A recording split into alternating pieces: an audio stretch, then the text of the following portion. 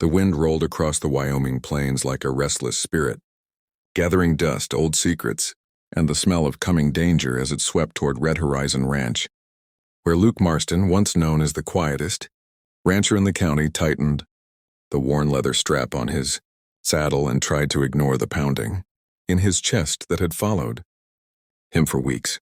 The cattle had been uneasy, the horses jumpy, the nights strangely loud with the cries of coyotes that never ventured this close in all his years living under the shadow of the Echo Ridge Mountains.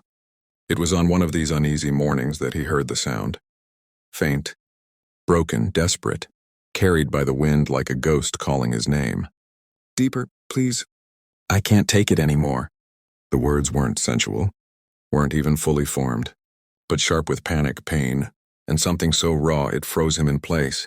Luke's hands, rough and calloused from years of ranch work, tightened instinctively around the reins as his horse Bramble snorted nervously and stomped the dry earth beneath them. Voices didn't usually travel out here. Nothing did unless it meant trouble.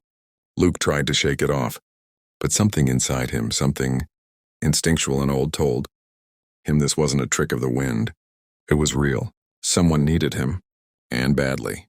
Compelled by a force he didn't quite understand, he mounted Bramble and pushed the horse into a gallop toward Echo Canyon, the place locals avoided, because the walls swallowed sound and threw it back in twisted reflections. As he rode through the narrowing canyon mouth, the voice grew sharper, the agony unmistakable now. "Please, someone deeper." "I can't. Breathe."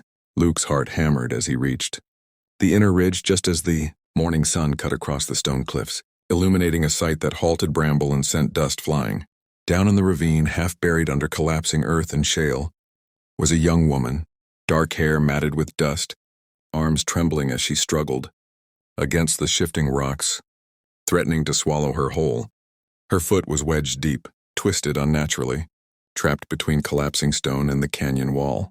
Each time she shifted, more rubble slid toward her chest, stealing what little space she had left to breathe. "Hold on!" Luke shouted, voice echoing sharply. The woman's head snapped up, eyes wide with terror, but relief washed over her face like a breaking storm. "Don't move," he ordered as he slid off Bramble, scrambling down the unstable slope, boots skidding as small rocks tumbled ahead of him.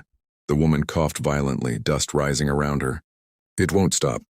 The ground keeps pulling me deeper. Please. I can't take it anymore." Luke knelt beside her, carefully assessing the situation. The canyon floor was unstable, more like a sinkhole than solid ground. One wrong move and the whole platform could collapse, taking her with it. He had seconds, maybe minutes, if luck was on their side. "Name?" he asked sharply. "Sierra," she whispered, breath trembling.